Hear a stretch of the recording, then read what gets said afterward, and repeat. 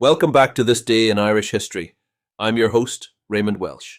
Before we dive into today's story, if you'd like to explore other significant events that happened on this day in Irish history, visit thisdayirishhistory.com. The link is in the episode description. Now, let's journey back to February 28th, 1985, when the Provisional Irish Republican Army carried out one of the deadliest attacks on the Royal Ulster Constabulary during the Troubles. It was a bitterly cold evening in Newry, County Down, when the IRA launched a devastating assault on the local RUC station.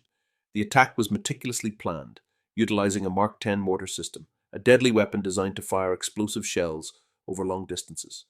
At approximately 6:30 p.m., the mortar rounds were launched from a makeshift firing position in a stolen van parked about 200 yards from the station. The shells, packed with explosives, arced through the sky before crashing down onto the station's canteen, where officers were taking a break from their duties.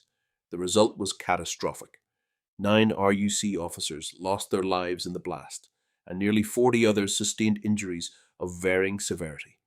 The sheer force of the explosions ripped through the building, causing devastation in seconds. This attack marked the single deadliest assault on the RUC throughout the Troubles, a conflict that had already claimed thousands of lives and left deep scars across Northern Ireland. In the immediate aftermath, emergency services rushed to the scene to tend to the wounded and retrieve the fallen.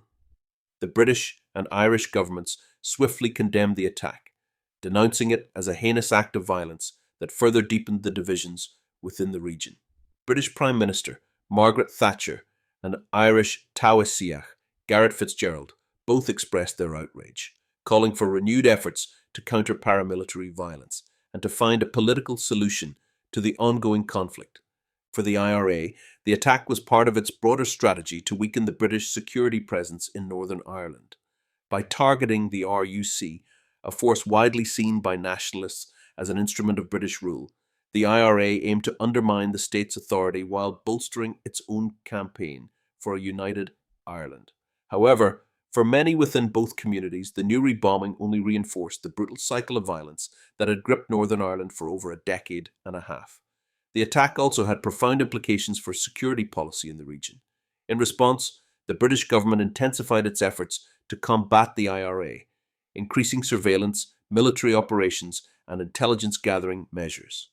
The RUC itself adapted its protocols, making its stations more fortified and limiting the number of officers congregating in communal areas at any given time to prevent mass casualties in future attacks.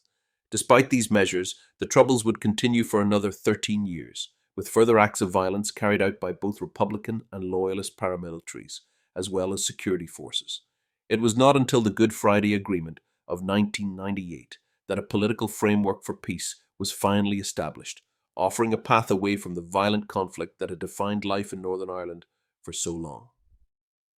The events of February 28, 1985, remain a sobering reminder of the human cost of the Troubles.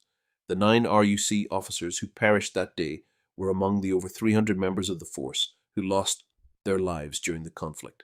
Their deaths, like so many others, left families shattered and communities further divided.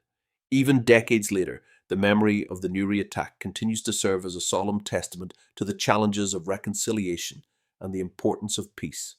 Thank you for joining me on this journey through Ireland's past. Please like and subscribe. And until next time, I'm Raymond Welsh. Slán go fóill.